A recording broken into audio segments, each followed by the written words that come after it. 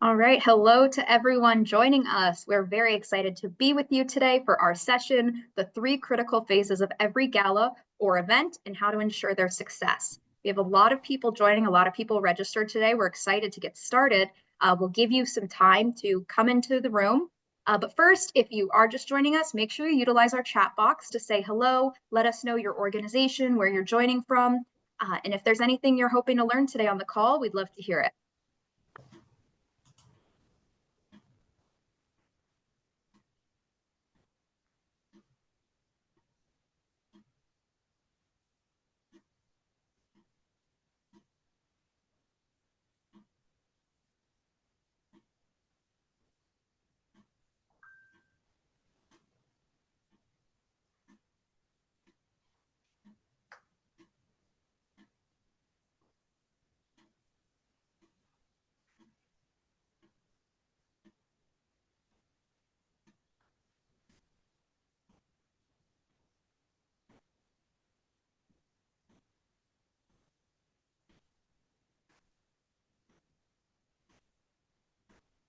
All right, well, welcome everyone. We are at the top of the hour. We still have some people filtering in, but we have a lot to cover, so I want to make sure we give our fantastic presenters a full hour of their time. So we'll be recording today's session, so if at any time you miss something or you want to go back, no need to worry. You're going to get a copy of the actual video recording of the webinar, as well as a copy of this PowerPoint deck to share with your team or go back on anything you saw today. So I'm going to go ahead and get started so we can get a clean recording. All right, welcome to the 3 critical phases of every gala or event and how to ensure their success. Going over our agenda today, I'm going to introduce you to our panel here. Then we're going to ask some poll questions of the audience. We're going to talk about the 3 critical phases of every event, which are check-in, check-out, and during your event. And then we're going to talk a little bit about the technology that you can put in place to make sure that you have a successful check-in, check-out, and also, of course, during the event. And then we're going to ask questions and answers. If you do have any questions at the time, please drop them in the Q&A box. You'll see on the bottom bar of your Zoom screen, there's something that says Q&A. Make sure you put your questions in there so we can keep track of them. You could also utilize that chat box to share any ideas, comments, questions as well too. We have a lot of you today, so we're going to make sure we get your questions answered. All right, let's go ahead and introduce our panel. I have Lauren Batterby, who is the founder and CEO of Life Event Staffing. Welcome, Lauren. Thanks for being here. Hi there, thank you. So pleased to be speaking with everyone. And then we have Jay Fisk, who is the Chief Auctioneer and Co-President of Ariva's Auction Division. How are you today, Jay? Doing great. Excited for yet another Ariva webinar. Me as well. And then I'm Gabriella Salemi. I'm the Director of Marketing here at Ariva, and I will be your moderator for today. All right, so to get today's session started, we're going to ask a few poll questions. The first one we want to know is how many fundraising events do you run a year? This is going to help us gauge, how many events you're doing, really see the room, take the temperature of everyone so we can kind of cater today's presentation to really fit the needs of who we have on the call. Right, we have a lot of questions pouring in, so I'll give it, or a lot of answers pouring in, so I'll give it a few more seconds.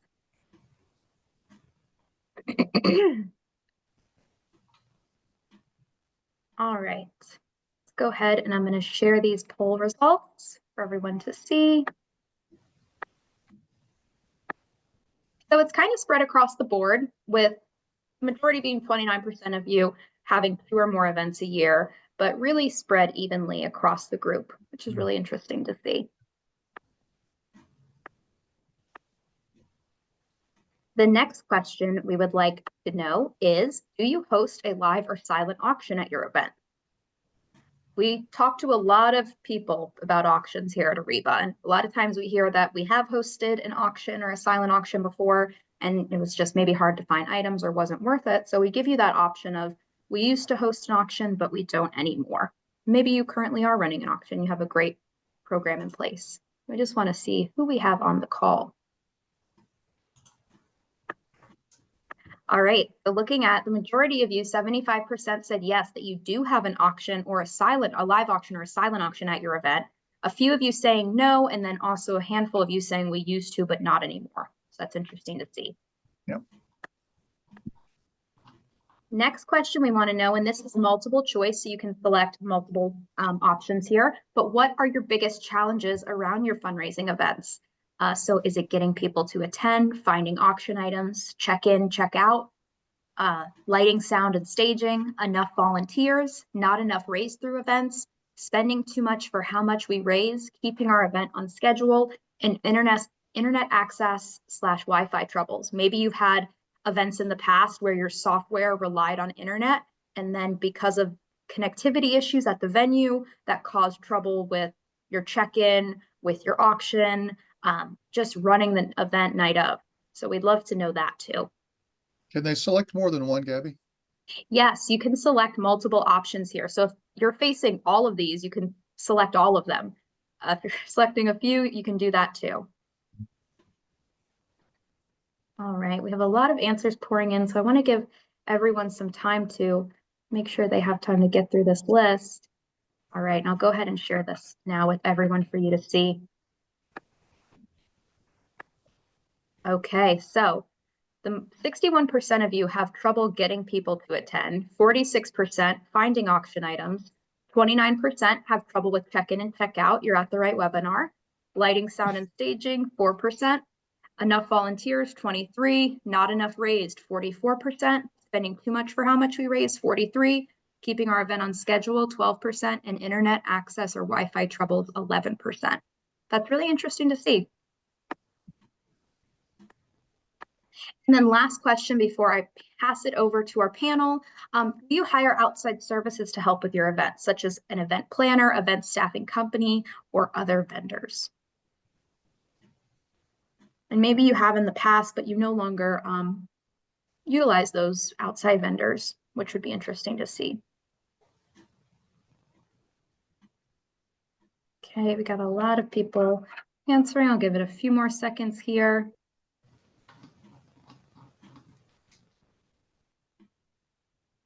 Okay, I'm going to go ahead and end that poll.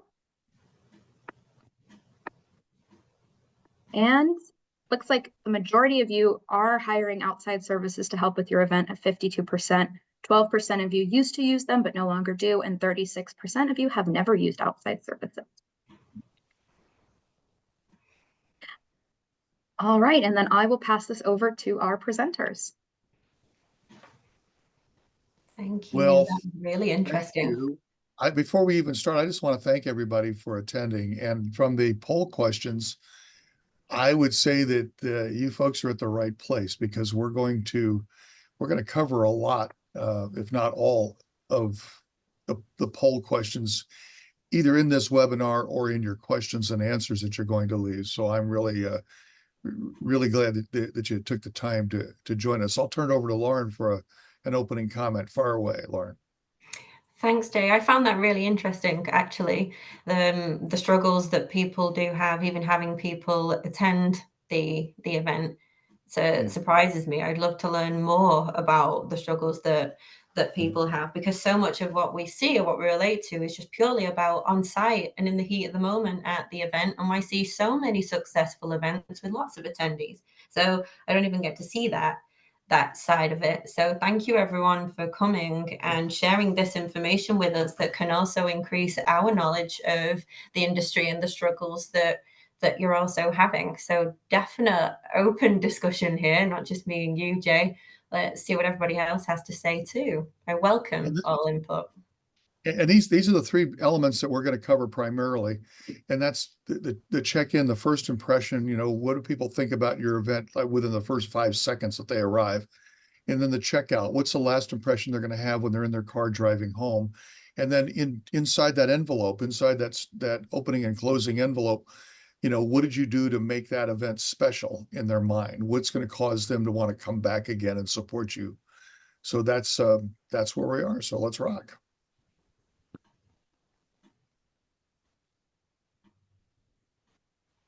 All right, I always like to say that the first impression begins when your guests get out of the car, and and maybe you can't get right to their car when they park their car, but I'm based up in the Seattle area, and occasionally it rains here, and I've known clients that have literally had a cadre of volunteers with umbrellas greeting people at their cars and walking them in under an umbrella until they got out of the rain on very rainy days when events were going on, when the parking was all outdoors. That's a level of care for your guests that is sort of like, the pinnacle there. But think about it in those terms. What sort of attitude do people have by the time they get to the check-in desk? Are they already in a good mood because you've done little special touches like that? Or are they already irritated because they couldn't find where the check-in was, or they had to park far way away, or there was some other issue to get to even where the check-in was. And so be thinking about that as a starting point. Lauren, I know you got a comment on that. Yeah, I think this is quite a strong point for me here, because we always talk about the care for our donors and the care for our guests, and I think we should never ever forget the care for our volunteers as well, because at the end of the day, those are the ones that are the heart and soul. They are giving their time for free because they want to be there to help you as the organization. So if there's any heart of your cause, it really does lie with them.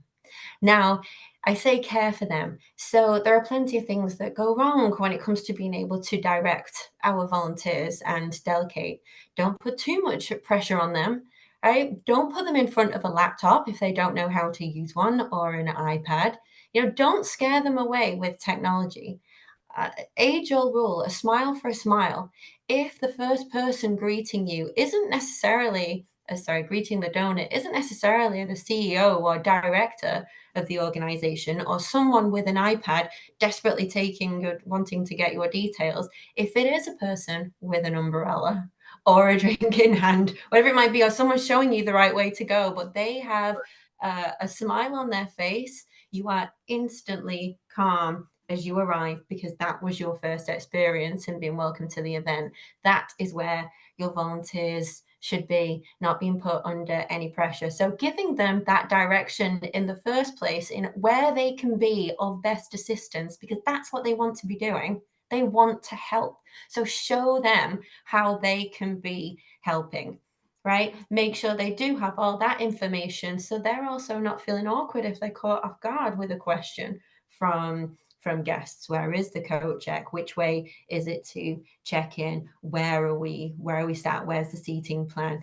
General directions. So as much as you can prepare them in the first place, also understanding where their skill set lies. I mentioned don't put them in front of a laptop if they don't feel comfortable. But if that's where they feel most comfortable, because they don't want to be, they're not fantastic at that first approach, then use them on your check-in. Find out who they are first in order to be able to delegate well. I think that's leading into the next point here of make sure you can overstaff during your check-in. If you can use them, use them. And if you do have professionals with you who have run using a technology before, buddy them up. However you can make them feel most comfortable at that very crucial point of the evening is exactly what they should be doing. And they will also leave feeling like they did some good, they did help with the fundraising during the event. But Jay, did you want to chime in? Yeah, I want to just all great points. Let me just kind of put it in an envelope here. When that guest shows up, it's going to feel to them like when they go on vacation and they get off the plane and they go to the rental car counter. If they walk up to that rental car counter and as soon as they show up at that rental car counter, they're immediately helped and they get their car in 5 minutes and they're out of there. That sets them up with how they feel on vacation.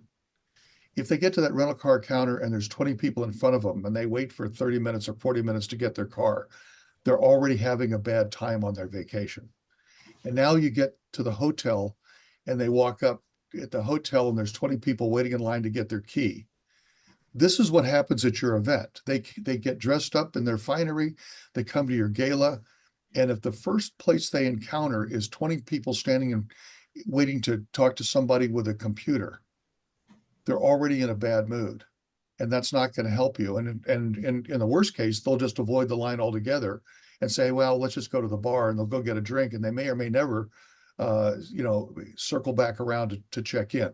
So think about how you remove that check-in backlog. And if you're going to have any kind of backlog at all, which is not ideal, but if you're going to have any, at least have greeters, have people to occupy them, to chit chat with them, to offer them a cocktail, maybe a tray of a welcome tray of champagne or something like that. But this is the critical phase. The first impression is the lasting impression, and make it very, very smooth. I've even had clients that would have greeters at the valet parking area. So when people would get out of their car, they'd ask, "Are you here for our gala tonight?" "Oh, great. Go through the doors here and go up the escalator to the third floor and turn left." And now that guest says, "Oh my gosh, I can't believe it. They got me as soon as I got out of the car." And then maybe having somebody at the bottom of the escalator, "Are you here for the gala?" "Yeah, go up to the top of the escalator, the third floor. The top, there's someone welcoming them with a cocktail at the top of the escalator." Those are little touches, but those are things that you could use your volunteers for. So there you go. All right, let's move on. Oh, by the way, the important point, number 5, the first person they encounter should not be the person sitting behind a computer. That's very off-putting. They have got it. That's a facilitator, but they've already been greeted. They're already happy. They're already well into the party mode, hopefully by they're there. Okay, move on. So this one is one that drives me nuts as an auctioneer and auction consultant. I see this happen way too often, and that is that you've got 6 months to plan your event. Why are you doing anything the day of the event that you could have done the day before? There's no reason to be trying to figure out where people are going to sit. There's no reason to be trying to assign bid numbers. There's no reason to be printing out labels and sticking labels on envelopes, or peeling and sticking labels on bid numbers. Those are all tasks that could occur on Friday for a Saturday event. And if the issue is, well, we don't get the names of the people that are sitting at our table, and this is the excuse I hear, is, "Oh, well, our people are really good about buying tables, but they're really bad about giving us the names of the people that are going to sit at the table. So we have to wait to the last minute to get all the names in." The answer is no, you don't. You can go ahead into your auction software and put them in as a guest of whoever bought the table. So if Mr. and Mrs. Smith bought a table of 10, and you only have Mr. and Mrs. Smith, and you don't have the other 8 people sitting at the table, put them in as Smith guest 1, Smith guest 2, Smith guest 3, and Smith guest 4 as couples, and you can get those names literally at check-in. If you happen to get it the day before, go into your database and update your database. But there's no reason to assign those bid numbers the day of. Get that all done ahead of time. The only tasks you should do the day of the event are tasks that have to be done the day of the event. There we go. Shall we go on to, I think this was my point to highlight. Can we just make sure that we talk about how a bidder card should be presented? Because I feel like we come up against this so often. And this image of the lady holding 211 is exactly the size that it should be. Okay, and it falls short so often.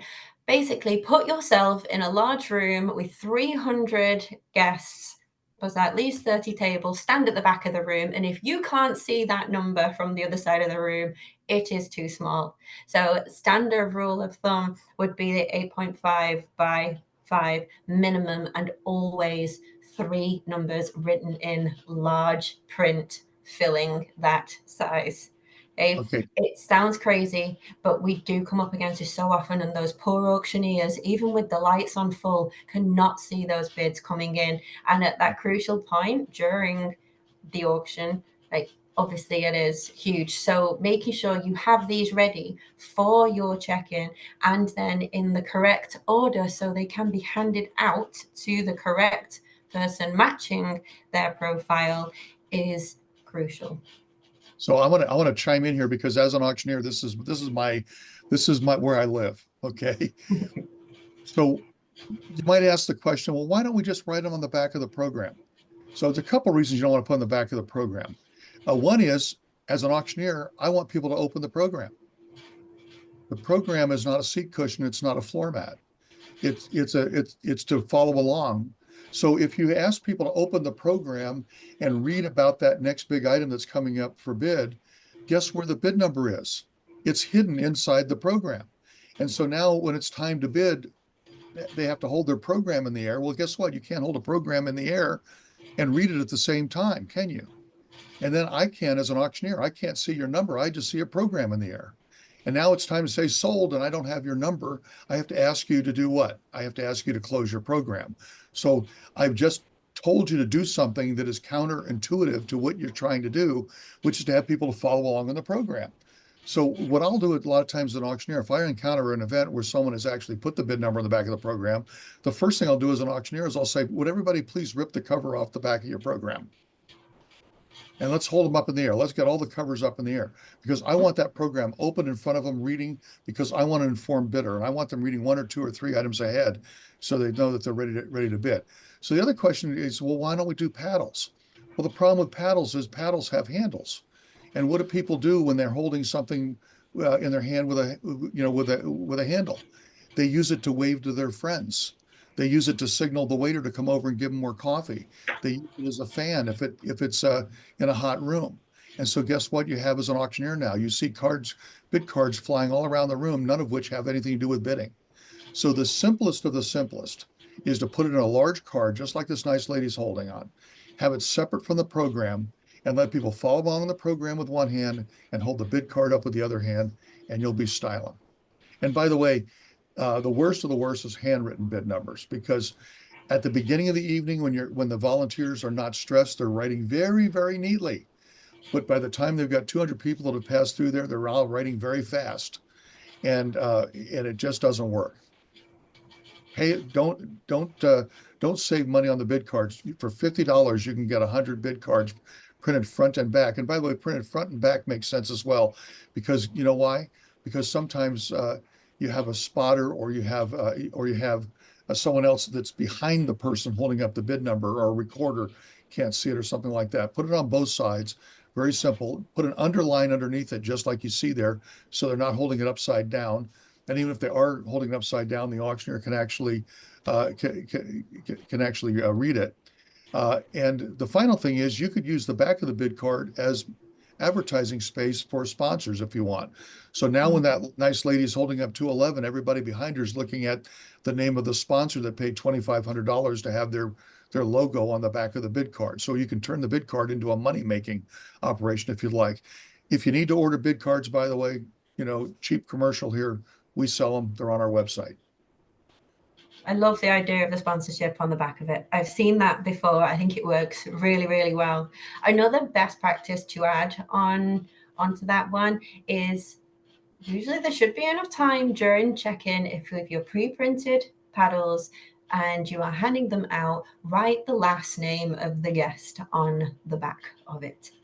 Usually they have time to do that. It doesn't need to be large, it just needs to be on show, because if that paddle goes missing and you're missing any donations at the end of the night, if we can go and we find it on the floor or it's been tossed aside somewhere and we can find who is the bidder number and making sure we know what the name is attached. It's just a best practice that our staff used, and we have definitely managed to find lost donations sometimes in using this method as well. I just wanted to add that last point. I'll tell you what also works really well is if you have assigned tables, you can put labels on the bid numbers and place the bid numbers at the centerpiece. Then at check-in, hand somebody a small card or a name badge or something that tells them what their bid number is for the purpose of the silent auction and raffle and that sort of thing.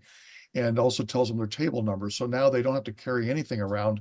They just get to their table, and when they get to the table, we have the table host pass out the numbers. And that way that you don't have to worry about them setting their number down somewhere that they shouldn't set their number down. So there's lots of things like that. Just think ahead. Think of it as a guest. What would be most convenient for a guest? So there we go. See, this one slide, there's a lot to talk about in this one slide, isn't there? There's probably I knew this one would get me. And that's another reason for not using 1-digit numbers on a bidder number. I have been to an event where they started at 1 and there was bidder number 1 at table 3. Well, That's is my bidder number 3? Am I at table 1? Or vice versa? You need to make it really clear. what that And bidder number is. and the other problem is sometimes people take it very personally. They think you've assigned bid numbers based on their priority. And so Zoe Zimmerman gets number 703 and Arnold Aardvark gets number 1 because you're doing them alphabetically. But really, you should not have anybody feel that there was a priority. So everybody gets 3-digit numbers. If you're going to have more than 1,000 people, obviously 4-digit numbers. Yeah, don't let anyone confuse table numbers with bid numbers. They'll be bidding like crazy with their table number, and it causes all kinds of problems. There you go. All right, let's move on. Hey, just a point of clarification, because there's some going back and forth in the comment section. When you're saying to have the auction items, don't put your bid card on the program book so people have time to go into that program book. The purpose of that is so they can look at the items that are coming up and decide if they want to bid on them. You would also suggest, right, to have that program book, but also have the items projected on the screen, not just have a program book. 100%. Yes. You want a PowerPoint, you want to just something projected so people can look up. And that's a reminder. They're basically just, they're saying, oh, the Bali trip, is item number 5 here. And they look up on the screen and it's not, they can see that, oh, the Bali trip is what I want to bid on because they're seeing it up on the screen. So absolutely, the PowerPoint and the program go hand in hand. Absolutely, 100%. So this is interesting. This is an event that we do every year in Seattle. And it's 2,000 people come to this event. And you're looking at a real-time check-in, halfway through check-in. And this is what it has to look like to the guests. They have to walk up and feel they're going to be able to immediately be helped. It's always better to have way too many volunteers than to have way too few volunteers. I would rather have volunteers with nothing to do than have guests waiting for someone to help them. And so this has been a client for 20 years. And this is the way it always looks. In the middle of check-in, people walk up, they're immediately helped. That's because they have so many volunteers to help out. That is absolutely ideal. So, the other issue is Wi-Fi. I don't want to get too far down the technology rabbit hole here, but if your event hinges on having Wi-Fi or internet connectivity to check people in, you're already behind the power curve because you have no control over that. You want to be able to check people in without the need to be connected to the internet, if at all possible. And there are ways to do that. Okay. So we're going to move on to check out. And there were a lot of questions we saw flow in on the check-in side. And don't worry, Lauren and I are going to answer your questions at the end. We'll get them all. We'll get them on in. And so there we go. So provide a report to checkout strategy. This is where your technology comes in handy. The worst thing you could do is have people stand in front of a computer to check out.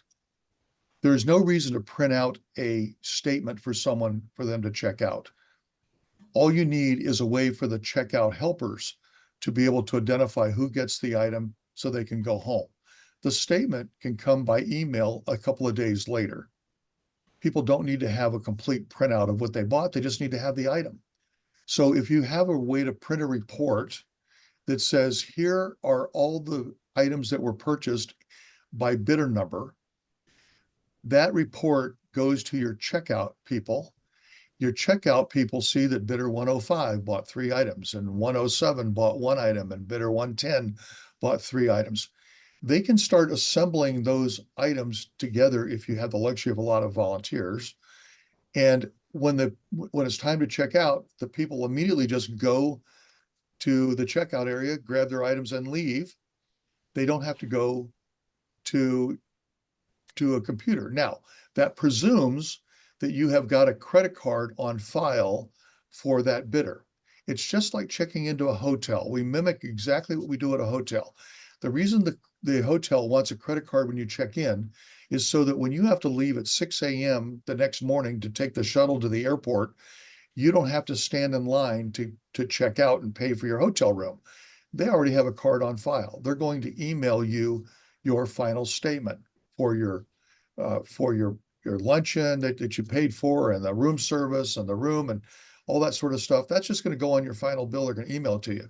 An auction should run exactly the same way. Get a credit card on the way in the door and assure people that with the card on file, they can be generous, they can raise their paddle, they can bid, they can win. The items will be waiting for them. They're going to get their items and leave, and their final statement will come by mail. Lauren, this is your sweet spot. This is what you do. Tell us how you like to handle it. Yes, absolutely. And I would highly advise using a technology. Check in and check out. I know that's where we're going here. And using the likes of Ariva, for instance, can make things so much more streamlined. Yes, exactly as Jay said, having those items removed from the original auction area, because you want to avoid anyone thinking they are a winner and going collecting their item and items getting lost. So number one, please do make sure all those items are moved more into a secure place. And then, yes, if you can put them in an numerical order, even if it's as easy as that, when you do have runners, your volunteers are able to collect those items without it being a mishmash of where everything is, one all the way to whatever it might be, so they're easy to locate, and making sure any certificates or boxes are lined up with that item as needed. So organization is key at this point when it comes to item handout. Now, avoiding long lines, like we've said, credit cards are put on file at the start. Some organizations choose to run all credit cards as soon as the silent auction is over. So people don't need to pay. It's already been put through for them. So it just becomes an item collection. Or you can send out that message that prompts people to pay by phone. Now, this is where you can form two areas. You can have your item pickup and then a checkout. If that person has already been and paid on their phone and that's generated a receipt for them, all they need to do is take their phone to that item collection area, show the proof of payment. If that then aligns with the report that the volunteer has in front of them, they can mark them off the list, collect the item for them, and there was no need for them to stand in line in the payment checkout queue. If someone isn't wanting to pay by phone, they do want to change the card on file, pay by a different method, then they can stand in that checkout queue also. I would then also, our best practice is to make sure you have small receipts, business cards, whatever you might want to, whatever you can use for whoever is managing the checkout to write down the name and item number, hand it to a volunteer runner, and then they can go that item. That person can then move to that different section of item collection. So it keeps a really orderly line at the end of the night. Also, giving yourself enough space in order to be able to do that. We talk a lot about our venues where check-in is, making sure you have enough room for an orderly line. You could also have some of your volunteers at this point, if they don't feel comfortable actually processing a transaction, going along the line to say, hey, did you know you can check yourself out on your phone? You will have received a text message. You can follow this link. Or please go back into the link you've been previously bidding on and check out in your shopping cart, whichever aligns to the technology you might be using. That as soon as that receipt comes through for them, they don't need to stand in that checkout line anymore, and they can move directly to the item pickup. So there's lots that can be going on to assist with this checkout, and lots of different best practices we can put forward depending on the space and style of event.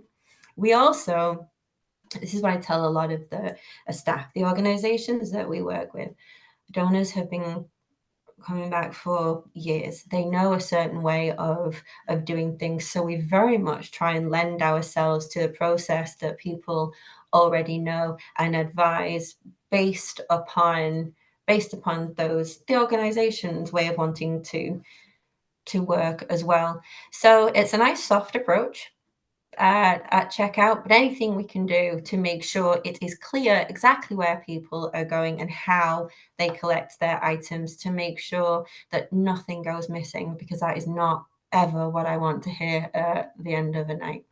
Yeah, I want to jump in on a couple of things.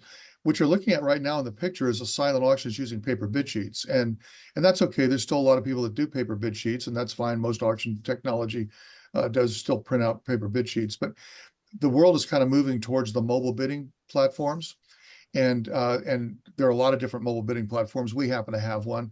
And one of the things that you can do on our platform is you can put up to 3 cell phone numbers on one bid number. And that's important because I've heard there's some technology out there that in mobile bidding where it's one bid number to one cell phone number. So the advantage of being able to put multiple cell phone numbers on one bid number is that you may have a couple there, and they obviously have separate cell phone numbers, and they want to go separate ways during the silent auction. They want to be able to bid each on their own individual cell phone, or they may have brought a child with them as well with a third cell phone, or an elderly parent with a third cell phone or whatever. But at the end of the night, you don't want to have to consolidate 2 or 3 different bills into one bill. They want to pay with one bill. They're going to pay with one card. So if you've got a husband and wife there, or a couple bidding with separate bid numbers, that can jam up your cashiering at the end, because they're going to come and say, well, we just want to pay with one credit card. Now you have to kind of merge those two together. So make sure that if at all possible, make sure your mobile bidding platform can handle more than a single cell phone. And all of them should be able to, as Lauren said, should be able to check out right on the phone. You would love them to be able to pay right on their phone. That would be ideal. Down at the bottom, last point I want to make is this.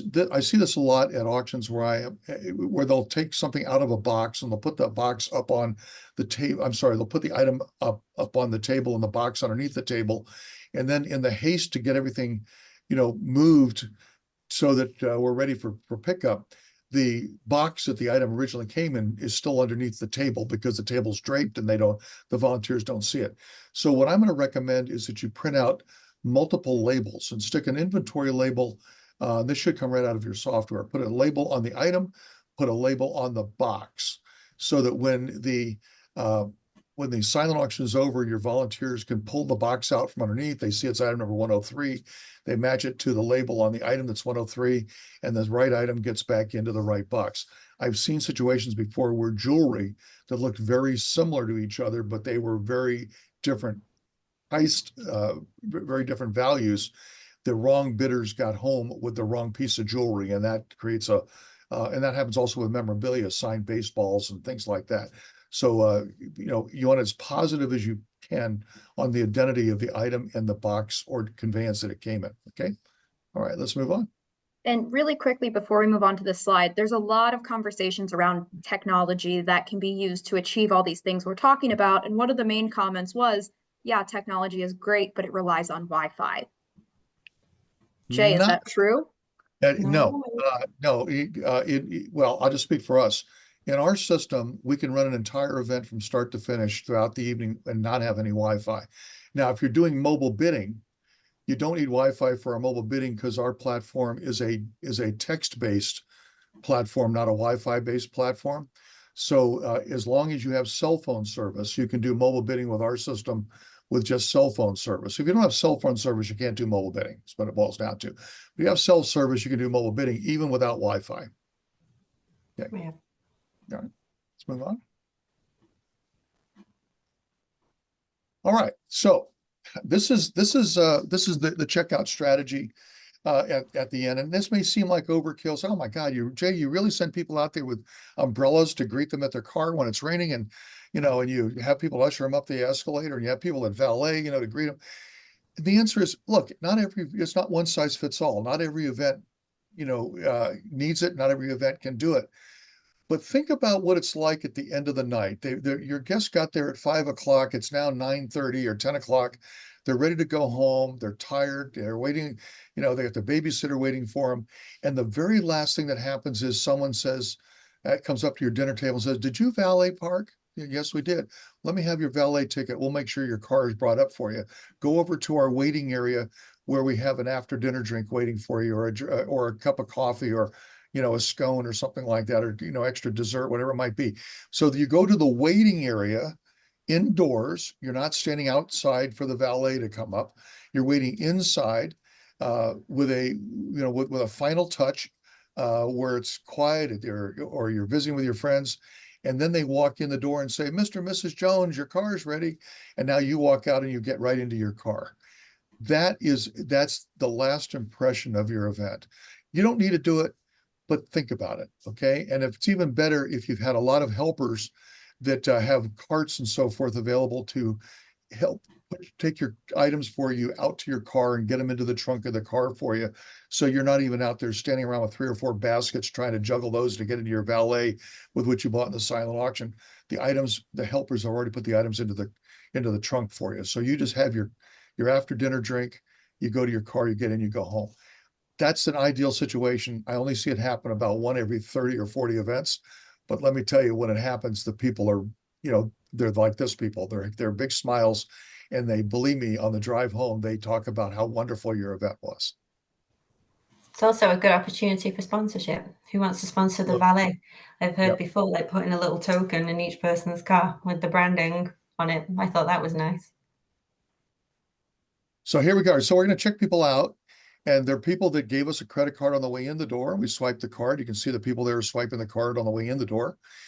And they can receive their final statement in the email, or if you want, you can print them out by table and deliver them, or you can have them at a will call desk, or you have lots of options if you have a credit card on file.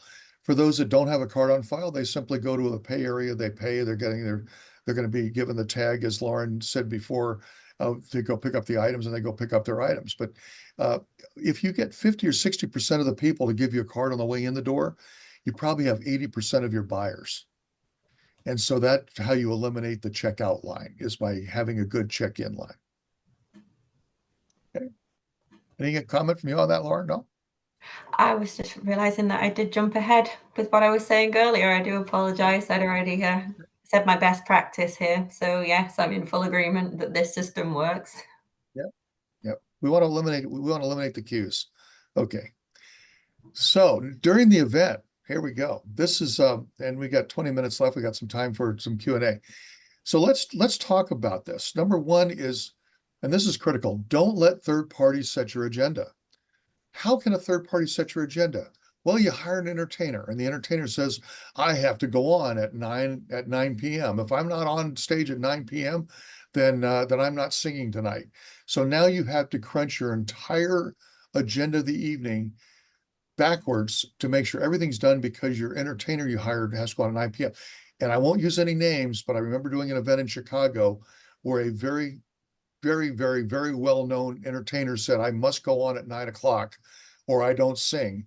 And at 8:59, I had one item left to sell, and I had to just say, and now, ladies and gentlemen, for your entertainment pleasure. And I introduced the singer, and the curtain opened and he sang, but we didn't get to sell the last item, which was a very expensive item. So, you got to set your own agenda. It's your evening. Likewise, it's the same thing with the catering staff.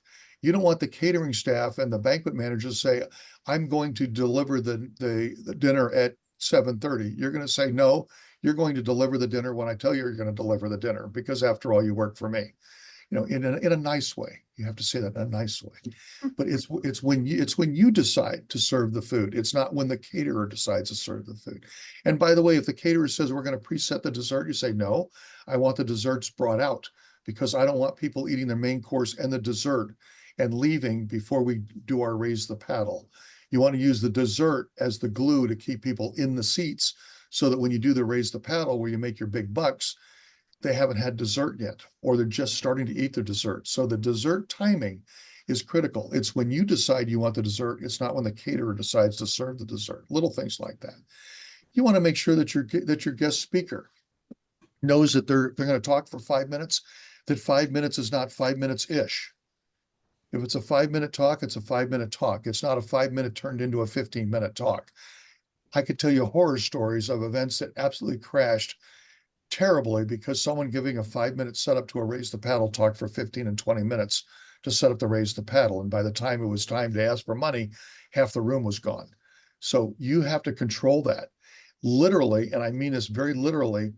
Position a timer in front of that person, or put somebody with cue cards sitting at the front, holding up a card that says 2 minutes to go, 1 minute to go, 30 seconds to go, wrap it up. And the last card says you're about to have a microphone failure. And what that means is you're going to literally turn off the microphone.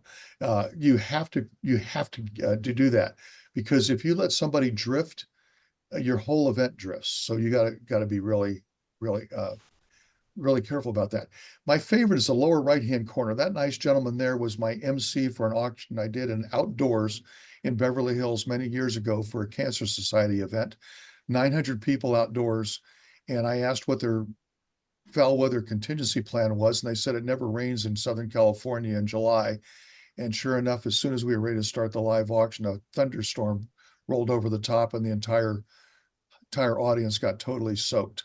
I mean, there were puddles of mascara all over the place. So, you plan your contingencies. You gotta plan for worst case. If you don't think it's going to rain, put a tent up anyway. It's important. Lauren, what about you? I'm sure you've seen some horror stories. Yes, I definitely agree with contingency plan, and I'm gonna veer over and say people say it's good luck, and I don't know, but it rained on my wedding day, and everything was planned for outside, but we had our contingency plan and we were able to move it inside, and that was all down to the venue and the venue being aligned with that contingency plan as well. So good communication between you and the people who run the space that you are using is key, and making sure you've got them on hand, because I feel like what we run into a lot is the event coordinator or planner for the venue is off that evening. Oh, Yeah. okay, so we've got equipment locked in a closet that was delivered yesterday, but we can't get to it because the person that has the key, the coordinator, isn't there. Right? We've had so many situations that where we've not had key communication with the venue, which is huge. So just a point to add there. Again, don't let third parties set your agenda, but don't let them hinder it either. Yeah, and by the way, whoever's in charge needs to be available. I've been to events before where I said, I need to get somebody to fix something. So, oh, well, that person is off on another event tonight. Well, no, that they're the one that has to make the decision. So anyone that has to make a decision relative to the facility or the food or anything else has to be available during your event, not on call. They have to literally be there. The Mother Nature contingency plan, sometimes you can't help it if there's a hurricane rolling through. I remember an event I did in South Carolina one time. It was literally the day before a hurricane was coming. They had to cancel because the hurricane was coming up the East Coast. Though you can't help those, but the ones that you possibly can cover the ones you can cover for sure. Have a contingency plan. In this case, that thunderstorm that was at a private home, and the person who owned the home was in Singapore and said it was okay to use his backyard. So there was no way to move him indoors, and they couldn't move 900 people into his house anyway. So they all gathered around with their big numbers, over their head as a temporary hat.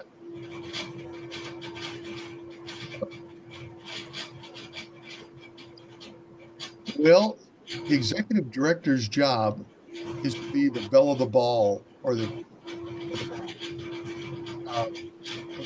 that executive director is running around with their hair on fire trying to fix things, then that's not a fun event for them. So delegate, delegate, delegate. Get everything off your plate into somebody else's plate so that you can smile.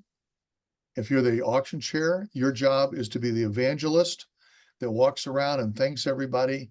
And by the way, if you are running around as the auction chair with your hair on fire that night, you're going to have a hard time recruiting your replacement.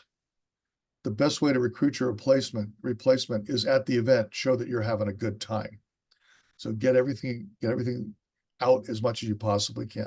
And Lauren, the training the volunteers, this is probably something you like to do as well. I don't think you should ever train a volunteer the day of the event, because you got to train them ahead of time, and then you got to remind them of it the day of the event. But the first time they encounter the job should not be the day of the event. What do you think? No, I agree. And it's about good preparation in the delegation, right? Getting to know your volunteers. I touched on this at the start, getting to know where their skill set lies, showing them some care, asking them where they feel like they would be most useful, and then delegating where they should be on the night and letting them know in advance, putting them together in small teams so they can buddy up, so they know if they've got questions about what tasks they will be completing on the night, that they know who to go to, possibly a team lead. within those sections, depending on obviously how many volunteers that you have. But you as the CEO should not be that lead for your volunteers either. That is another task that you need to delegate down to someone that will oversee those teams that you have on the night and where they are going. If you are putting people on check-in and check-out, majority, pretty much all of the technology providers provide a training that can be taken online or videos in order to be able to prepare them. If you're doing this in advance, you're also giving them the opportunity to be able to come back to you and say, I actually don't feel comfortable doing this role. Is there something else that I could do to help?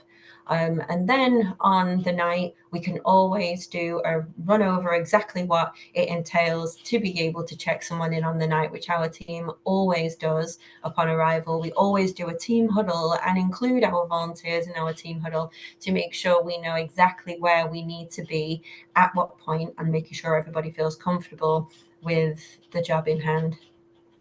I'm going to make one more comment on this, and we're going to move on because we want to make sure we leave time for the Q&A. We're about to wrap it up, but just one final comment on this slide. It's down at slide number 3. It is always better to have volunteers with nothing to do than have guests wanting to get help and having no one to help them. If you think you need 4 people at check-in, have 6. If you think you need 10 people at check-in, have 15. It just makes life so much nicer for the guests. It's all about guest experience. So there you go. All right. So we're going to wrap it up here pretty quickly. I just want to say, as an auctioneer, control what you can control. Don't assume a third party is going to handle it. Get ahead of time. Get some time ahead of time with your auctioneer. Go through the program with the auctioneer. Go through the PowerPoint with the auctioneer. Go through the agenda with the auctioneer. Make sure that auctioneer is not blindsided. You don't want someone that's the face, of the event, literally on stage, trying to manage things, and all of a sudden you surprise them. Oh, by the way, we decided we're going to do a musical interlude here, or we got an extra guest speaker or something like that.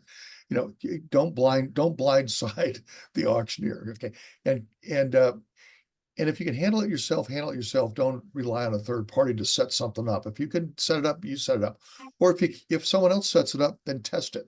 Test. Don't bring computers to the event and set them up 30 minutes before check-in. Get them to the event way early and test them, and have a backup computer or 2. You don't want to be testing while the guests are arriving. You don't want to be setting up while the guests are arriving.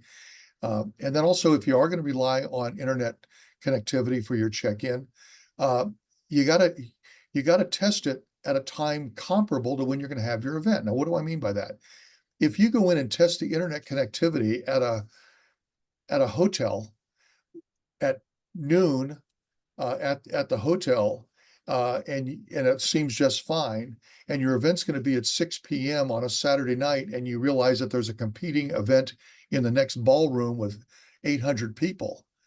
Well, you may find there's no internet connectivity, or it's too slow. You don't have the bandwidth anymore. Why? Because you tested it at noon when there was no activities going on. It looked just fine. But now your event is on a Saturday night, and there's another 600-700 person event going on in an adjacent ballroom, and everybody there is on their cell phone, and now you have no bandwidth. And so that's a problem. So you have to test it at the same time frame. On a Saturday night when you're going to have your event, that's when you want to test it. Same thing with lighting, by the way. I've had events before where their silent auction setup is in a hallway, and it's very dark. The people are stumbling around in the hallway, and they can't even read what the items are. And I said, "Didn't you test this?" They said, "Well, yeah, but we tested it over lunch." I go, "Well, your event's in the evening, and all the lighting you saw at lunch was coming through skylights, and no lights coming through at night through skylights." So you've got to test it at the same time that you're going to have your event. So there you go. All right.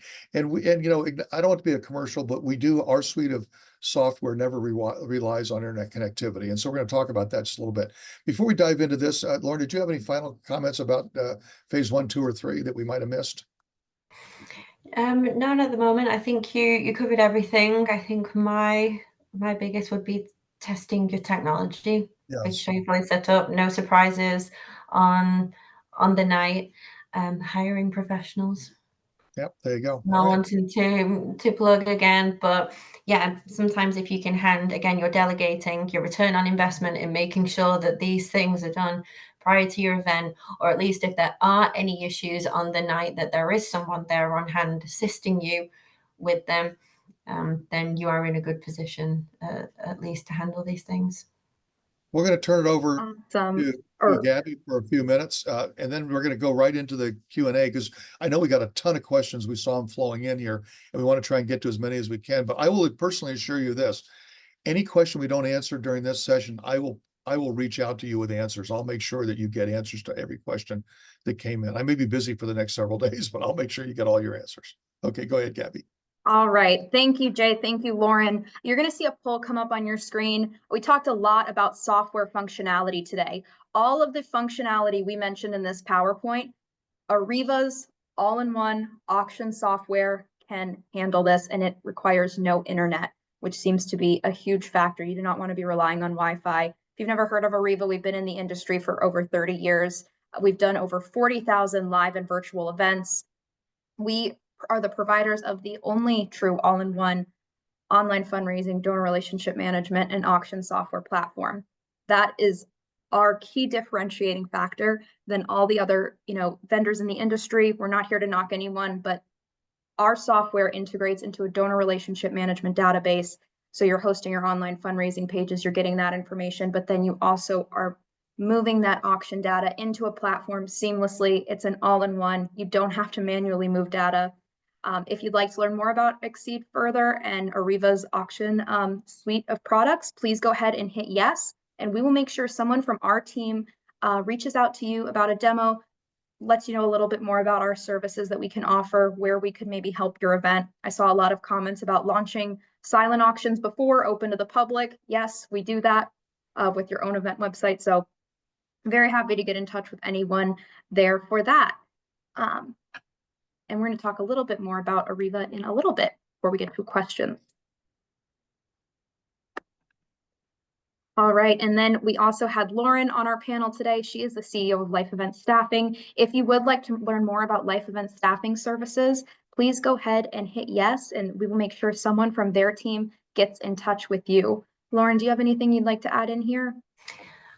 Yes, I have actually really enjoyed watching the chat majority of the way through all of this and the different things that people are asking, and it's actually been difficult not to answer them instantly and stick to the course of what we've been doing. So I know there's plenty of questions out there. So even if people just want some direct contact with me or a member of our team to ask some of these burning questions, we work across multiple platforms, and last year provided almost 1,200 events across the US and Canada. So any questions across best practices for on-the-night fundraisers using a silent auction technology, recommendations for different vendors, please do contact us.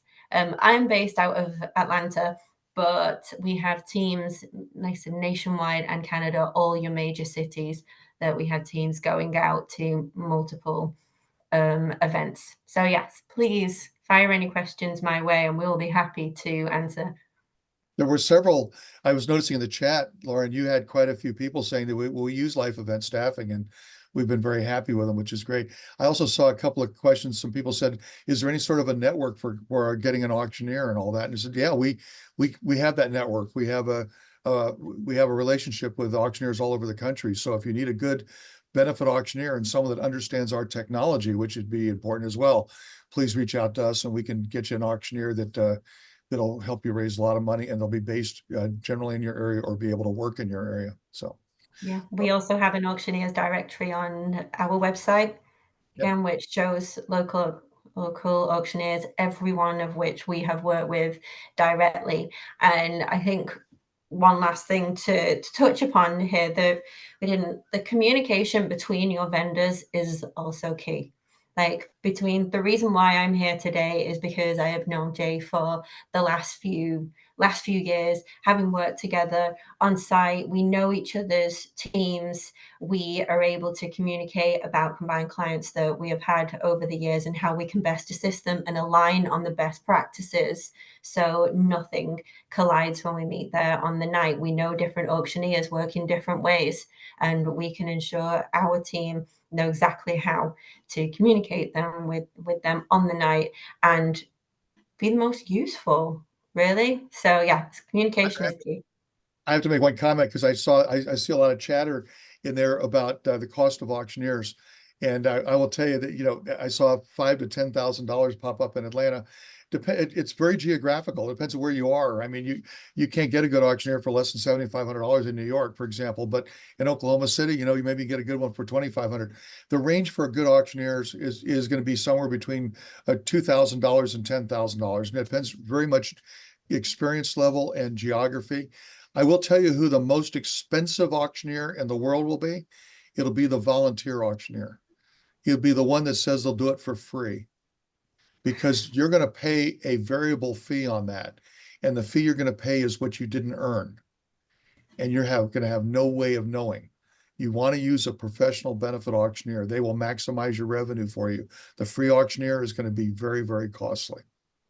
That's my tip of the day right there. All right. And then just before we get into questions, really quickly, for any of you who do not know Ariva, I saw a lot of you mentioning that you use our software. We're happy to have you on here and as a member of the Ariva family, but this is just a complete overview of all the applications and solutions that Ariva offers in an integrated and automated platform. So we bring all these separate solutions into one place. We're eliminating duplicate data entry. Donor retention is one of the biggest challenges we're solving. On average, donor retention decreases 4.3% year over year. Our clients aren't being affected by those statistics. They're acquiring new donors, they're expanding their database, building deeper donor relationships, and that is because they have all of their applications in one place. Auction software is just one piece of the puzzle of what we do. Auctioneers is just one piece of the puzzle. We offer all of these solutions and more. If you aren't familiar with Ariva, like I mentioned, we've been in the industry for over 30,000 years. We've hosted over 30,000 live virtual hybrid galas and fundraisers. We have over 6,000 satisfied clients, and our software was built exclusively for the software industry. We're nationally vetted and approved by the Boys and Girls Club, Ronald McDonald House Charities. I believe we have 85% of Ronald McDonald Houses worldwide using our software in some way today. The Tides Foundation, Meals on Wheels, Jewish Federation, St. Vincent de Paul as well too. And then this is just another breakdown of all the different solutions and services that we offer. And you can see on the bottom corner there are auction software solutions. Like Jay mentioned, the mobile bidding. We have those online auction platforms for your auction websites, and then also auctioneering services, as well as that software to run a successful check-in and check-out without Wi-Fi. If you would like to learn more, that demo poll has been up again. So make sure you go ahead and hit yes, and we'll be able to get in touch with you. Thank you, everyone. All right, Lauren, I'll pass it over to you. Or anything to add? Thank you so much. Yeah, I know we want to get to our Q&A really. So we'll keep these slides in, but I'll do that we can send it afterwards. But if I'll do a brief overview of who we are. So we have all been in the industry. All my internal team and on-site staff have been, or event managers, been in the industry over 10 years now, always working alongside the online silent auction. Yes, we are aware of paper bidding, but our specialities come within the technology. Our on-site event managers are experts in the platform. We have strong communications with all of the platforms that we partner with, so we can offer strong support from our tech suppliers on the night also. We are now coming into our 4th year due to a demand after COVID for on-site staff. So we had all worked previously at one of these mobile bidding platforms and decided that we saw a gap in the market to be able to provide on-site staff, because unfortunately it is difficult to find volunteers who feel capable in order to be able to assist with technology on the night. We offer a full on-site service for event managers and event support staff. So ranging from your pre-event call, making sure we know the ins and outs of your auction before we arrive on site, to running and managing your volunteers on the night with a full check-in and check-out, whilst also being able to work with your auctioneer and collect all the data from your live auction and paddle raise and make sure it's entered correctly into the system on the night. Obviously, we can also advise on best practices as well. We do offer a new service of pre-event setup. So if you do have questions, you would like some pre-event site set up, we can assist with our experts helping you with this also. I think that's it. Our passion is to rule with honesty and kindness and excellent service. And I am proud to say each one of our staff follow these same morals and have done for the last few years to help us raise millions for our nonprofit partners. And we are seeing people come back year after year. And I love to hear from everybody that we work with. So I look forward to hopefully hearing from so many of the people that are asking questions on this call, because every event is different and no one size fits all. So let us help. That's why we're here. All right. Thank you so much, Lauren. Let's All get some right. questions out of the way, right? Yes, let's get into these questions. Okay, going right in. Do you find that auctions take the focus off of what you're trying to do at a banquet, educate, inform, raise funds, and takes away from one big financial gift? I would tell you that it depends on what the purpose of the event was. If the purpose of the event is to be informational and to talk about your mission and to let people make a donation, then maybe an auction might be distracting to that. I know Lauren works these. I work a lot of events that are raise the paddle only, where there are a breakfast, a luncheon, a dinner, and we give a talk. I actually have one coming up in a couple of weeks. You sell your mission, you sell, why people ought to support you, and then you ask for a donation. And there's no silent auction, there's no live auction. Totally fine. For other organizations, they want to build a cadre of new supporters, and the best way to get a new supporter is to have someone that's already a supporter bring somebody else in their circle of friends or their work environment and invite them to an event where they may be exposed for the first time to that particular mission. And if the only thing that person's going to hear is an appeal for cash, but they didn't have a chance to be competitive and bid against some things and maybe get a nice trip or get some memorabilia, whatever, they may be turned off by that. So having the silent and live auction component is a great way to recruit new potential supporters. So there you go. Yeah, I agree. It completely depends on your audience, of course, but I think auctions are fun. Just making sure you can use your phone, you can go and have a walk around the auction, you can see what type of items are out there, whether they're in your price range or not. I still think it's interesting to see and partake in that, watching the amount go up on your phone as the bids go up, or whether you've got a screen showing that.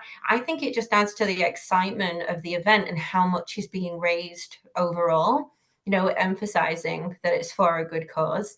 A live auction, if you have a good auctioneer like yourself, Jay, with charisma, is part of the entertainment as far as I'm concerned as well. And they really get the audience going. Again, paddle raise or a live auction. But I agree. I go backwards and forwards between the two, which one's most beneficial, because there are so many interesting ways that people are running their paddle raise nowadays. Paddle drop, paddle raise, doing it across different tiers, last man standing, last hero standing, whatever you want to call it. It's fun. It's all part of the atmosphere of the evening. So that's my take on it. I don't see how it can go wrong. Well, let's get some more. I'll try and be shorter with my answers. I apologize. I want to make sure we get through as many of these as we can. Fire another one. All good. How do you recommend finding volunteers to staff our gala? How to incentivize them? Historically, we've used our staff, but they haven't taken the job seriously. Well, okay, so it depends on where you are and what your event is, but a lot of colleges have sororities and fraternities and other service organizations within the colleges where they need to get service hours. And going out and working an event and getting service hours is sort of a fun outing for them. Plus, at the college age, they're old enough to be able to be relied on. I would probably stay away from high school volunteers, that they require too much management. But if you get some in the college age groups, also Rotary, Lions, Kiwanis, they all have quote junior auxiliaries, if you will, like Rotary. It's called Rotarac. And so these are the up and coming future Rotarians. The Rotarac, find a local Rotary club and ask if they have a Rotarac group. That might be another place to get volunteers. And then also ask the constituents that you serve. The people that you serve may have friends of the family that would like to volunteer to help out, because ultimately that helps those that are being served, depending on what your mission is. Yeah, it's a difficult one. I'm going to go with you there. We tend to, or I've heard about like some volunteer hub. There are softwares out there where volunteers can sign up for local events across multiple organizations. They are wanting to help and yes, receive extra credit for it. There are lots of programs out there. There are lots of larger businesses out there that incentivize their team and give them time off in order to be able to go and volunteer. It's And sometimes they'll do matching funds. Sometimes they'll do matching funds as well. Those same businesses that'll provide volunteers also, if they have people coming to the event that work at those organizations, the money they spend can be matched as well. So, yeah. Good. And then point of clarification, one of the questions that was asked, Jay, you had mentioned in that when we were talking about the different bid numbers, that you could have a paper bid number and then on the other side of the card, put a sponsor logo. I think there's just a little bit of confusion about, you're not going to put the number and the sponsor logo on the front of the card. You'd have a number on one side, sponsor logo on the back. Exactly. The whole idea is that everybody sitting behind that bidder while the bidder's bidding is looking at the sponsor logo, but also they're going to have it in their hand, right? Everybody, you literally could say to a sponsor, we have 500 people coming to our event tonight, and we're going to place your logo literally in the hands of 500 guests, and they're going to be holding it in their hand throughout our auction. So that is worth a separate sponsorship. That's called the bid card sponsorship. So the whole back is sponsored. I've even seen some people have used the back of the bid card as a coupon, so that after the event, take that bid card home and then use it the next day at the restaurant to get 10% discount at the restaurant, or something like if the restaurant was a sponsor. Yeah. All right. Another question, we've had a lot of talk about online platforms for silent auctions. So do you recommend using an online platform for a silent auction? Would you recommend opening that platform early and having people who maybe don't have tickets for the event be able to bid on numbers? What are your thoughts on that? So the term platform to me sounds like a website. If we're going to open something up for bidding beforehand and then have something the night of where your guests are in the room, I think we want it to be a mobile bidding platform, not a website, because we want people to be able to walk around the room on their phone and bid on their phone. Now, as far as opening early, that's becoming very common. We have one I know for sure, a YMCA in the Midwest right now that opened their bidding yesterday, and their event is this Saturday. And they'll let people bid in advance, and then the final bids will be taken, the silent will close and it'll be taken for the people that are at the event. What that does it does let people that are not able to attend the event to participate. In most cases, we found statistically, the winning bidder ends up being the one at the gala, because they tend to be more invested in it.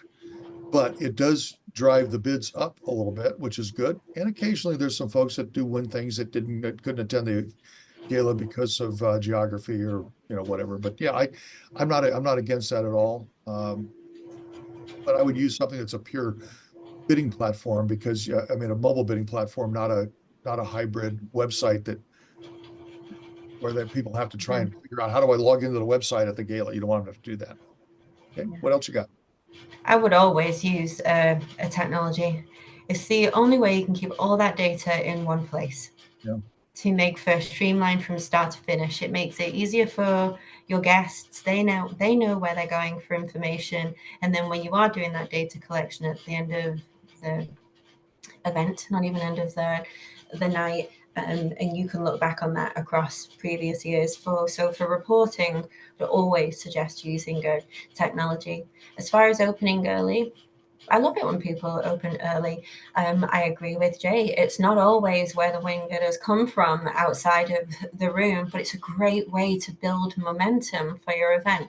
It gives you content to be sending out the week prior to your event, reminding people to even possibly register early, depending on which platform you are using, and log in. They can be scrolling through the items. They could already have an eye on something they would like.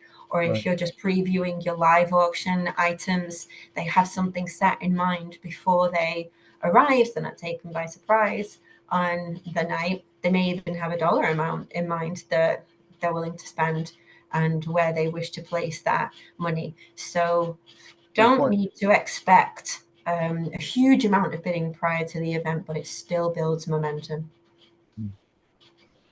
That's great. And then another question while we're on the topic of silent auctions, is there a number of silent auction items that an organization should aim for? Does it coordinate with how many guests you have, what you're trying to raise? How should you determine that? So every couple that's together is called a buying unit. Every single person that is there is called a buying unit. So if you have 200 people in your room and they're all couples, and I realize there'll be singles in there, they're all couples, that's 100 buying units, not 200 bidders. You don't have 200 bidders, you've got 100 buying units. You reach a point of diminishing returns when you start approaching one item per buying unit. So for an event that had 100 buying units, I think a sweet spot would be somewhere between 50 and 100 silent auction items. If you go much beyond that, you're spreading the same buying power across more items. You're just reducing the yield on each one, and you're making it more difficult for setup and more difficult for checkout, and you're not going to make any more money. Up to that 1-to-1 ratio, you're probably making incrementally more money. So 500 people in the room, I think you're probably looking at 200 items. Silent auction would be sort of in the sweet spot there. Doesn't mean you have to have 200. It just means that up to that level, you're going to be making money with each one you add. After that, you're going to be spreading the money across more items. And a nice wide range of items as well. So a lot of these platforms you can then categorize if I'm into sports, if I'm into health, wellness, if I want dining, fitness, By the way, artwork. by the way, you didn't ask about how many live items. So I'm going to presume that question. The number of live items is based on the amount of time you want to allocate to the live auction. It's typically most auctioneers, it's 2 to 3 minutes an item. So 10 items is 30 minutes. I will tell you that if you're doing a 30-minute after dinner auction, it doesn't work because once people have finished the meal, they want to leave. You're not going to make any money in your live. If you're going to do a live auction, it should be while people are eating, not after they're eating. I know it sounds counterintuitive, but the reason is that on any given item, you may only have 5 or 10% of the people interested in that given item. The other 90% of the people are entertained by eating their food. If the next item you put up for bid, it's a different 10%. The remaining 90% eat their food. If you wait until after the food is all consumed, the only people that are going to stay and bid are the people that want to bid on those items. And most of the room will be trying to check out and leaving or going to do something else. So whatever you do in the way of a live auction, plan for it to be during something getting consumed. If you have a lot of items, plan on an extra dessert. I've had events before that had 50 items in it before, and we served 2 desserts. As long as people know food is coming, they don't leave. Once they realize that the food service is done, they get happy feet. Great. All right. Anything else? Yeah, this is a really interesting question, kind of what you were talking about before, Jay, but what is the overall, I guess, timing of an event? So do you recommend ending your silent auction in comparison to the event ending? How long would you suggest you give the team to get auction items together before you open the checkout? I would And Lauren, I think would agree with me on this. I would never end a silent auction at the end of the event, because then you have no time to check people out. You have no time to get organized. The silent auction should end when the live auction begins. If you're using technology, if you're using like our text to bid or something, people can still bid from their tables, right? They don't have to get up and go to the silent auction area and write on a bid form. If you're using paper bid sheets, you gotta end it before you call people in for dinner. But if you're using technology where the bidding is on the phone, then you can extend that into the dinner a little bit and let people still bid while they're having dinner, or at least while they're having their salad and their soup course. Once the auctioneer gets on stage, is ready to start the live auction, we don't want them distracted by being on their phone bidding in the silent auction. Where we close it off, and now the only focus at that point should be live auction and raise the paddle. Yeah, I agree. And closing it before, doing a live auction before your raise the paddle, I would say is best, because anybody that was bidding in the live auction and missed out on an item, hopefully will then pay that money forward into the paddle raise. And I would agree with you, as long as there's something for them to do after the raise the paddle. Like dessert is going to be served after the raise the paddle. There has to be a reason to keep those people in their chair. If they've already had their main course and their dessert while they're having the live auction, and now the last thing they're going to do is to raise the paddle, if they don't have any reason to stay there, you're going to have 10, 15, 20, 30% of the people leave the room, and you can't make any money from people that have left the room. So that raise the paddle has got to occur while people have a reason to stay. Now, if you have entertainment afterwards, let's say you've got a headliner, or you've got a comedian, or you've got a magician, or something's going to happen after the dinner, after the raise the paddle, no problem, because people are staying for the entertainment. So then you're good. By the way, a band does not count as entertainment. When the band starts and people start dancing, the event is over. You'll have 10% of the people dancing. But if it's a pure entertainer, like, we're here because we want to see so and so sing or whatever, then you could do the paddle raise at the end of the live auctions. Wasn't trying to disagree with you, Laura. That was just the proviso, that we want to make sure we do the raise the paddle when 100% of the people are in the room, somehow, some way. And some organizations, by the way, do it right up front. They do it before they start the live auction. They come right up, they do the ask right away, they do the raise the paddle right away, get that out of the way, 100% of people in their seats, and then they do the live auction. You can do that too. I said every event is unique. Everyone is. The way they do it. What else? But as long as we always say as well, as long as we've got enough time, because you asked about how long before you open your checkout as part of the question as well, right? So after the live auction and paddle raise is over, you need enough time to be able to enter all of that data into the system. Because if someone's wanting to pay for a silent auction item and they bid in the live and also made a donation, we need to make sure all that is in their cart in order for them to be able to check out across all of their items. Also, as discussed earlier on in this webinar, that we need to give time for the volunteers to have moved all those items and checkout actually be fully set up and ready to go. And I've seen this go wrong multiple times, where people are up out of their seats, like you said, Jay, band started, live and paddle raise finished, band started, they're up and they are out and they're wanting to check out. And we've got volunteers like doing headlights. Oh, we're not ready yet. You're going to need at least half an hour. Oh, yeah, minimum, absolute minimum. You need to do that. And that's, by the way, that's a good reason to do the raise the paddle during the middle of the live or the beginning of the live, not the end, because you and the technologies in the back room have to enter the donations to be ready. Now, if you're using mobile bidding, that flows in automatically. You don't have to do any data entry for your silent auction. That just ends up in the software, so you don't have to worry about that. But what you are entering, you're entering your live auction winners and you're entering your raise the paddle winners. And so the earlier you can accomplish the raise the paddle, the easier it's going to be to open up cashiering when you want to open it up. Okay, we got another one? Yes. Quickly, I'm just going to fire them off. What % of our annual revenue should go towards planning our gala? And should we spend on our gala? Every event is different, but I will tell you that the National Association, well, the AFP best practices says somewhere between 20 to 23% net to gross on what you spend and what you bring in. So if you want to follow the AFP example, you shouldn't spend $50,000 to gross $75,000. You know, you should be spending 20,000 to 25,000 to make 100,000. So, but what percent of your budget? Who knows? Your budget might be 5 million, your budget might be 50 million, your budget might be 500,000 or 50,000. So I can't really tell you as a percentage. I would just tell you though, for the event itself, AFP says 20-ish to 25% is a good net to gross, meaning it's okay to spend money to make money. Great question. Another little different question. What are your suggestions for sponsorship tiers? What are you seeing that truly excites vendors to make them want to contribute more? Well, it's all exposure. It's exposure and it's exposure to the people that they think are going to attend your event.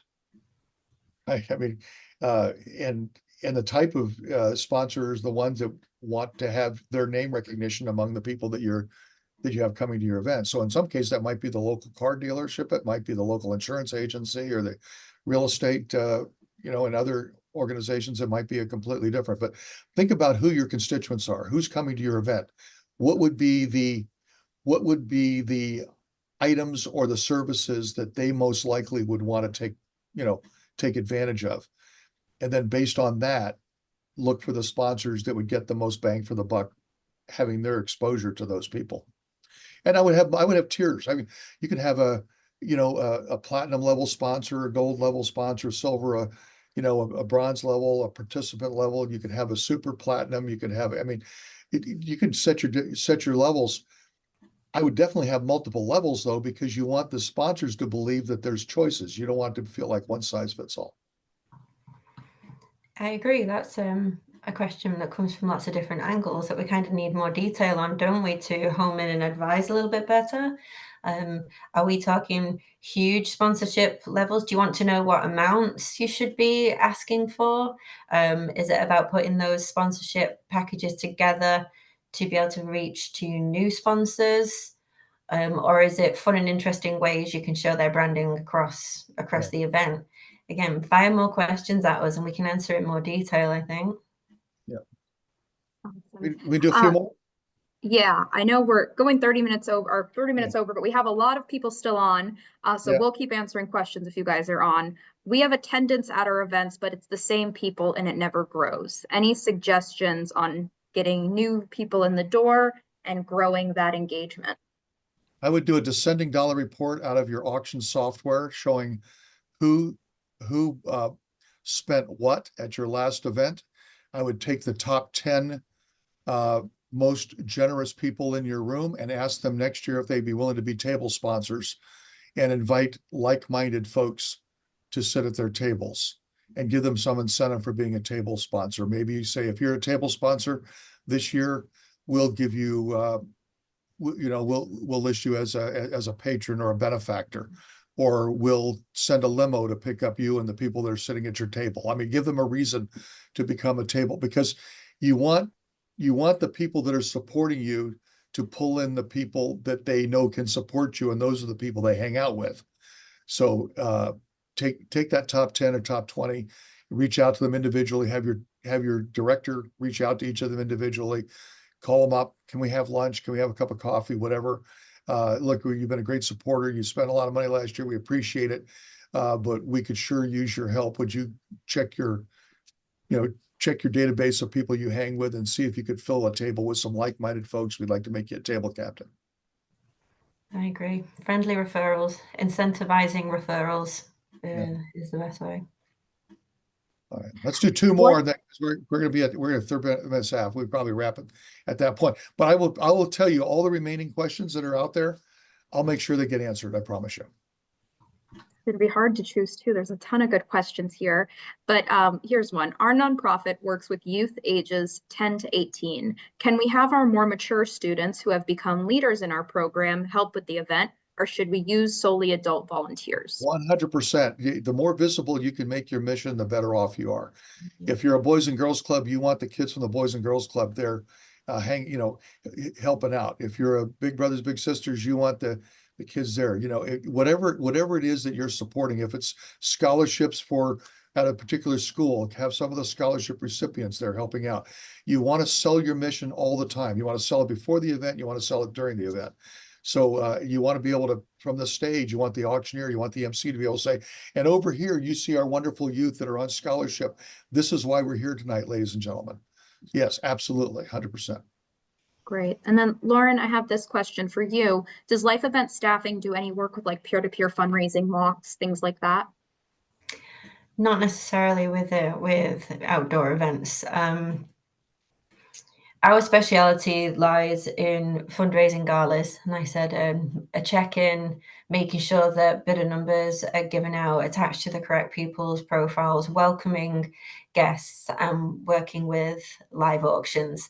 It were not just check-in staff, it's really full event service on the night when using a platform. There's the value in the staff that we have. If you have a golf day or a walk attached to an event, it's definitely with something I can look into if we can assist with you. So I'm always open to how we can possibly help. But usually if there isn't an auction attached or a technology, it's not really our specialty. Here's good news. Ariva has several ways to help you with peer-to-peer fundraising. Yeah, I was going to suggest also peer-to-peer fundraising specifically for walks, runs, events that are centered around a certain timeline. Our team fundraising platform is what you're going to want to look into. It's great for organizing team captains, having folks register, join teams, start their own teams, just contribute to the event, and it's all centered around a walk or a run. So to the person who asked that question, would be happy to, get more information, there as well too over your way. All right. Do we have time for one more? Sure. One more. Okay. Here's a quick one. What information should be required to collect from attendees at check-in or prior to the event? Well, that's two questions. What should be required to collect it at check-in should be as little as possible. We don't want to have a person standing there while a volunteer is typing on a computer trying to collect information. The only thing we should have to ask at check-in is, what's your name? That's all we should have to ask at check-in. And at that point, we put their name in the computer, it pops up their bid number, we swipe their card, we hit register, and they're gone. Now, if they have not given you in advance their address and their telephone number and their, and that sort of thing, their email address, that's totally fine. Have a volunteer there with a registration card, and have that volunteer with a clipboard and a registration card walk that guest out of line, collect that data, and throw that card in an in basket. We can enter it into the computer later. You should never, ever, ever have to enter a complete set of data into a computer to get somebody in the door. You should only have to know who is it and what bid number they have. All that other data can be entered later on. Great. Thank you, Jay. Yep. I did have one quick question. That was, I saw in here, it said, does our auction software integrate with Blackbaud? It actually does. Our auction software integrates with Blackbaud. We actually integrate both with Blackbaud and Ariba Succeed Further. We're the only auction management software that does integrate fully and completely and easily with both Blackbaud and Ariba Succeed Further. Great. All right. Is it best to have surveys done by email the next day after the event, or when should surveys go out? Right, I'd say right away. Right away. Well, wow, it's fresh on their mind. Yeah. Yeah, absolutely. That's when you'll get the truth. Yeah. Perfect. What are your thoughts on putting donors' names up on the screen during the paddle raise and showing a running total? That can be good. That can be bad. Showing the running total is a great idea. As an auctioneer, I like to thank everybody, all the bidders by name.